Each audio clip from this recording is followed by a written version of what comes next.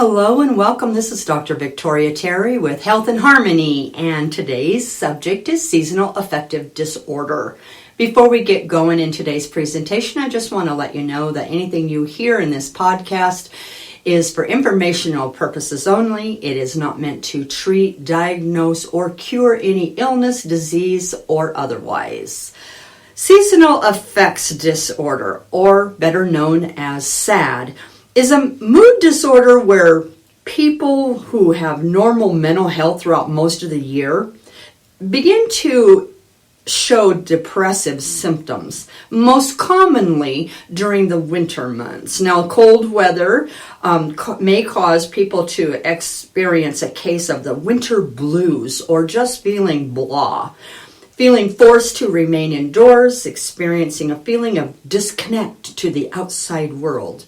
Now, with these shorter days and lack of sunlight, it somehow impacts brain chemicals such as serotonin and melatonin, which influences mood.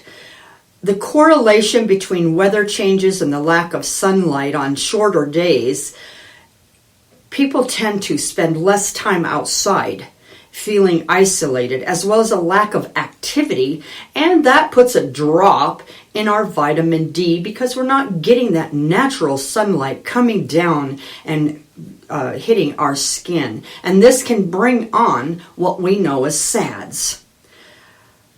It's said that women are more likely to develop seasonal affective disorder by 8 times more than men.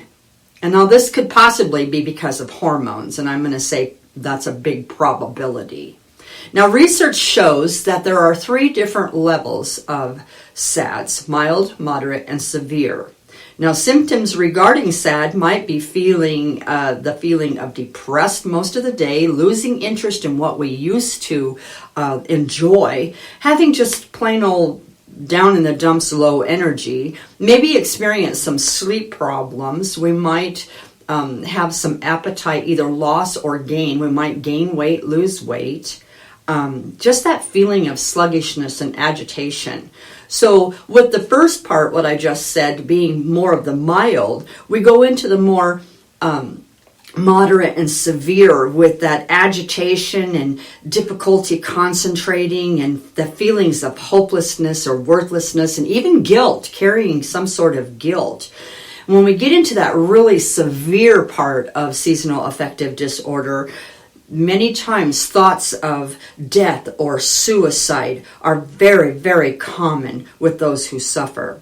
Now, research also shows that there are many effects that SAD has on someone. However, science shows a few different effects as well. And they might be things like the biological clock is off, better known as our circadian rhythm. As a result of the reduced level of sunlight in the fall and winter months, it could disrupt our body's internal clock and lead to feelings of depression. Now, we feel that sometimes when we have daylight savings time, when the time either falls back or springs forward. Most of the time it's when it springs forward. We have that sluggishness and we can't just get into our routine like we had prior to the time change. Now, serotonin levels may drop, and serotonin is a chemical or a neurotransmitter in the brain, and this affects our mood as a result of reduced sunlight, and that can, like I said before, trigger depression. Melatonin levels. Now, the change in the seasons can disrupt the balance of the body's level of melatonin, and this melatonin plays a role in the sleep patterns as well as mood.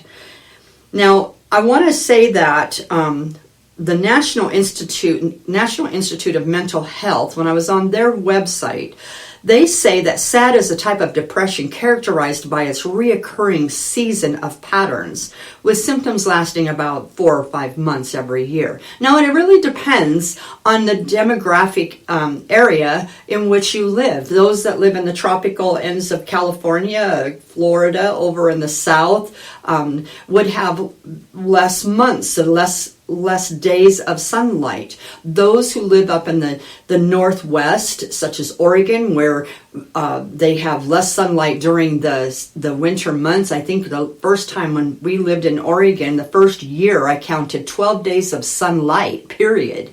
And it was a very depressive time for us. And it was the first year that we moved there back in the 70s. Now, where I live up here in northeast Idaho, we have winter months anywhere from 4 to 7 months. There are times when it's just cloudy and overcast all the way into and up to June. So it really depends on the area in which you live. Now, the National Institute of Mental Health also expresses a deficit in vitamin D during the winter months as a result of lack of sunlight, and that they say can cause depression. Vitamin D is believed to promote serotonin activity in the body. With the shorter days and less sunlight or daylight in the winter, those who suffer with SADS may have a lower vitamin D level, which can hinder the serotonin levels.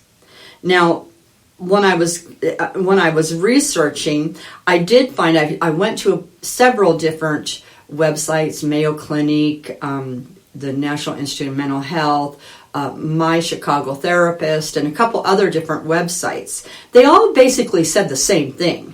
They all had the same agenda at the end. They all ended with, if you feel that you are, suffer with severe, moderate to severe SADS or seasonal affective disorder, then you are to call them, and they have medication that they can put you on. So the agenda resulted in medication. Now, as a traditional naturopath, I work with the full body, the entire body, physical, mental, emotional, and spiritual. You cannot treat symptoms and think they're going to fix the problem. So as a naturopathic doctor, now I'm not saying that medication won't help, because there are times when it's so severe that natural means take too long. But what natural does is work with the root problem. We find the root problem. You can take we can deal with the symptoms, but you have to deal with the problem. It's kind of like taking high blood pressure medicine. The medicine keeps the blood pressure at bay, and it controls it within the body. But as soon as you go off the medication, the blood pressure changes again. It's either high or low, either or. So you have to find, why is the blood pressure a problem? And that's what I do as a naturopath. I deal with looking for the root issue within the body structure, whether it be molecular, cellular, glandular, or organs. We look at the whole body as a whole, and we want to fix the problem. But here's the problem. Here's an issue. We, as Americans, are very spoiled. We are used to getting instantaneous relief from which ails us. The majority of doctors, as well as naturopaths, deal with more symptomology rather than whole body. And as with any health problems or illness, disorder, or otherwise, we have to begin by working with making lifestyle changes. And that's where people shut down. Anytime I have clients in my office that just come in for a quick fix, when I say that they have to make some lifestyle changes, their brain shuts off. They're done. And I can usually tell who they are. But if you want changes, you have to make changes, okay? Now that's, like I said, when I mention making lifestyle changes, this is the most difficult part. As Americans, we want what we want, and we want to feel good doing it. Plain and simple. That's the bottom line. Now, how do we make these changes? It's very difficult, because generation after generations, we have learned a lifestyle, habits, the way we cook, the way we do things, the way we prepare, the types of foods, depending on where we come. Deep South, they're doing fried foods all the time. You go over here to the more tropicals, and they do more natural, the things that grow right out of the ground. But just because they are eating natural, because I have clients who come in and say, oh, I eat a very clean diet, yet they're here. They're sitting in my office. So we have to assess, is what you're eating good for your individual body chemistry. There's no one size fit all. And so we have to find the lifestyle that fits your body chemistry so that we can make sure you are able to obtain, maintain, or regain your overall health and wellness in regards to your physical, your emotional, mental, and your spiritual. Now, when I'm doing a consult in my office, the first part of a health restoration program would be to examine one's lifestyle. That means diet.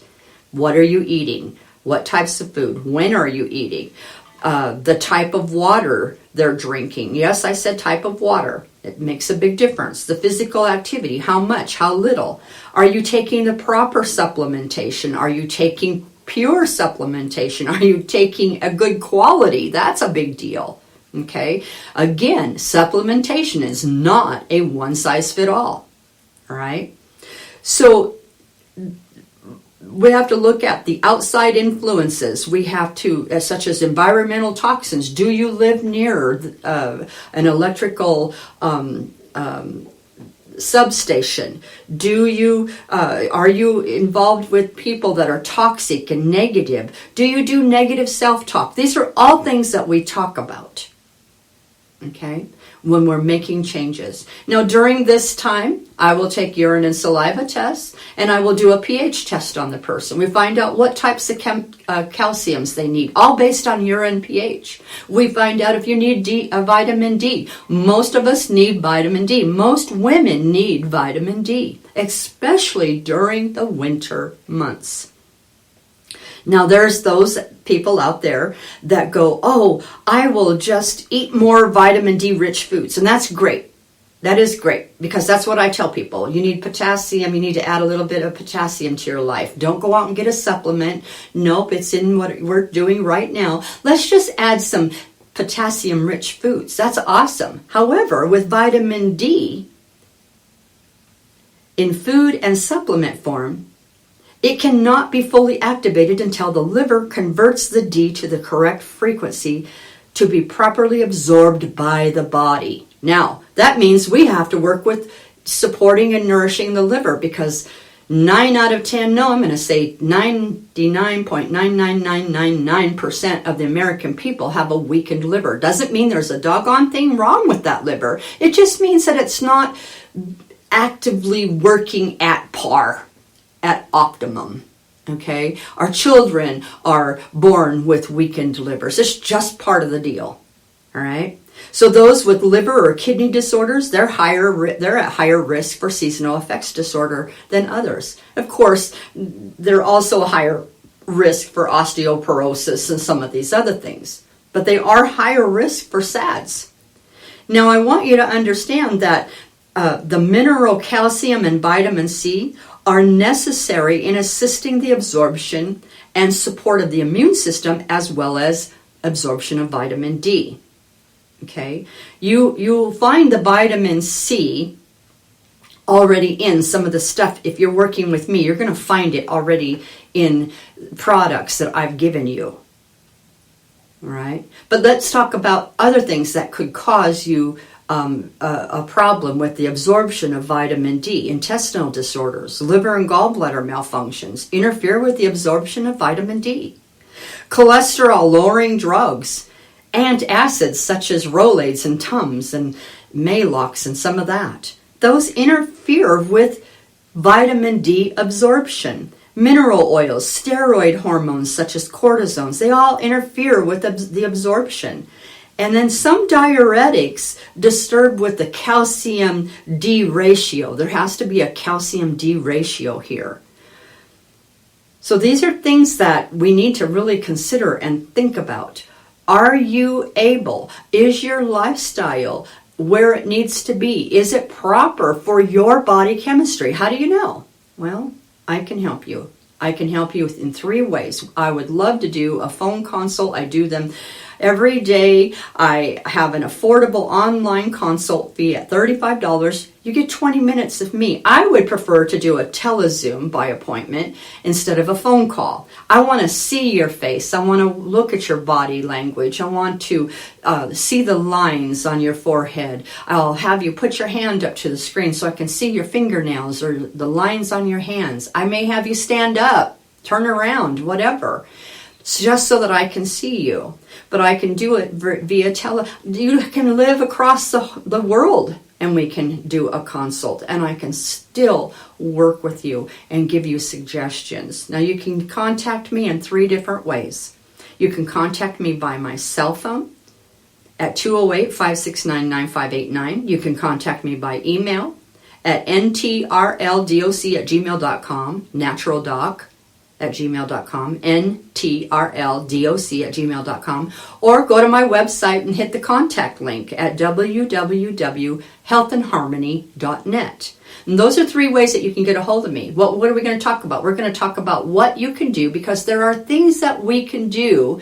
We can not only supplement, we can not only change your lifestyle or your diet, your nutritional part of it, based on you. We can do some other therapies that we can do long distance. There are easy things that you can do right at home to make some changes so that you'll never have to deal with seasonal effects disorder again. And this is from mild to severe. It really depends on how we change your lifestyle, your thinking pattern, what you do, what you put in you and on you. I hope this was helpful and giving you some information, giving you enough information that you can make a solid decision whether you would like to have a good quality of life, not only this winter, but for winters to come. This is Dr. Victoria Terry. The subject was on seasonal affective disorder. I am a traditional naturopath with Health and Harmony. And until next time.